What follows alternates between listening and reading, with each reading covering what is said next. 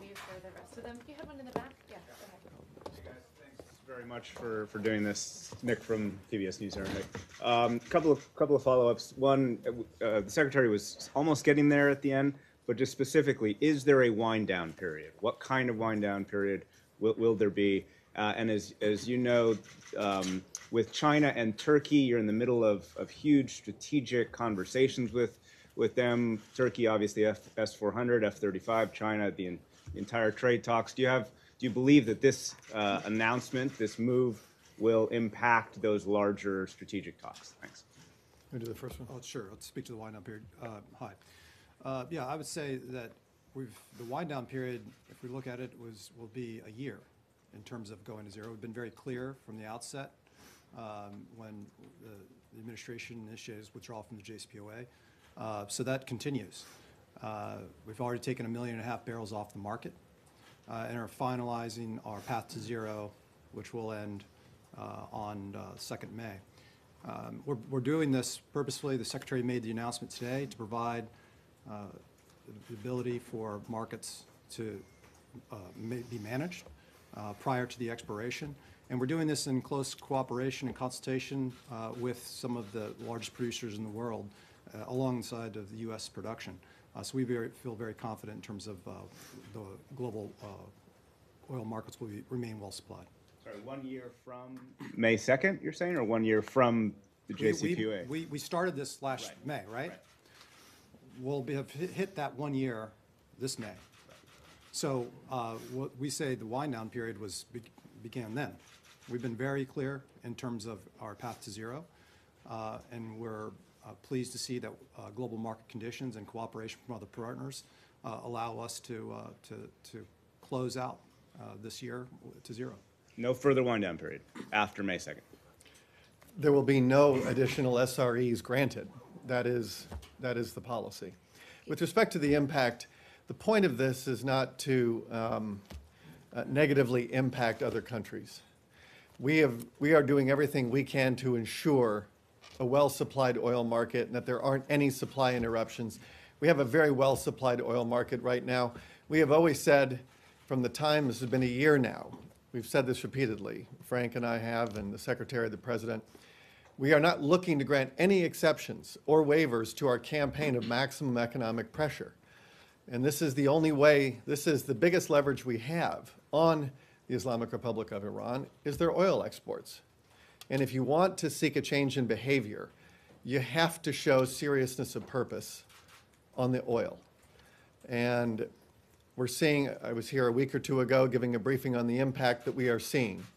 With this decision today, we expect to see more positive impacts, to deny Iran the revenue it needs to conduct its foreign policy, to fund its proxies and satellites around the region, to fund its missile program. And that's a very positive thing. And so we think that this sort of move pays a lot of benefits for the Middle East broadly, to promote peace and stability. It is very hard to imagine a peaceful and stable Middle East if you accept the status quo of Iran's expansionist foreign policy. Can you talk about Michelle? the sanctions that these countries could face? I mean, are you talking about targeted sanctions, or are you talking about sanctions that could affect the U.S. trade relationship with countries like India and China? I don't have anything to add beyond what the Secretary said. We will sanction any sanctionable behavior. We have given countries, after the President announced he was leaving the deal, countries were given a 6-month pre-wind down before the sanctions were reimposed in November. And then because we had a very tight and fragile oil market in November, the President decided to grant a handful of waivers.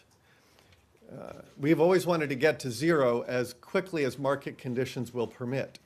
We just face a much better oil picture globally than we did 6 months ago, and it will only improve from here. And so that's why we're in a better place. I just want to, I understand you, the Secretary, and the White House also have all said there will be no more SREs granted, the waivers granted.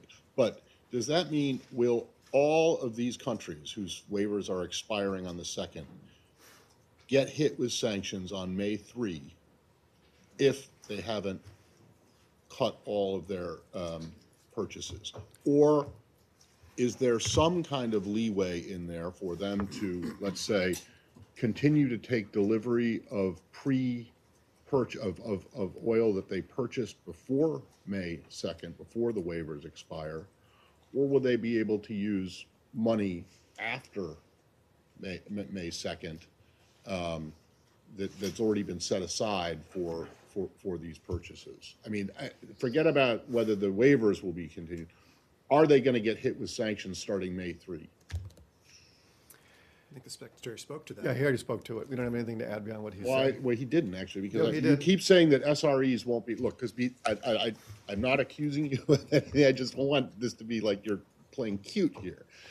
Will India, Turkey, Japan, South Korea, or China get hit with sanctions on May 3rd if they do not stop between now and then taking delivery of Iranian oil? It's a hypothetical that the Secretary's already addressed.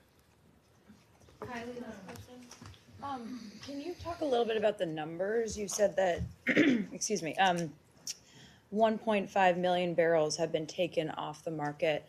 So how many was Iran exporting last year at this time? How many are they exporting now?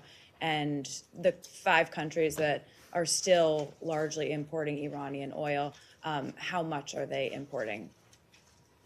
Well, we can get, with respect to some of the specific numbers in the 1.5, that's been, we've made that, those numbers available publicly in the past. In terms of the specific countries, that's subject, some of those are subject to ongoing, the diplomatic discussions we have. There's plenty of published reporting in terms of estimates on what different countries are importing. And we just we haven't anything further to comment on those specifically. I think what the other point the Secretary underscored was just the tremendous increase and continued uptick in production in the United States, and how EIA continues to have to revise upward almost on a couple-month basis in terms of what U.S. production, what the U.S. production is. And just last year, adding 1.6 million barrels to the market is significant. We're on trend to projected to do something along similar this year. So we're very confident in terms of the overall supply. I think the other point is global oil stocks are at 5-year averages. That's important. And we're in a very positive position relative to some of the other producers that the Secretary alluded to that are working with us in partnership. Those prices went up significantly today, though. Can you speak to that? Do you expect them to level out later this week? We saw some increase. It's hard to conflate our announcements that was made versus other things. I think just a few hours prior, you could look at other reporting as to the OPEC curtailment. There's lots of reasons in terms of what affects oil markets. What we're here to say also, though, and as the Secretary alluded, we're doing this in coordination with other major producers, and we would refer you to their actions as well. We're doing this to ensure, in a coordinated way, to ensure that the global oil market is well supplied. Great, thanks, guys. Thanks.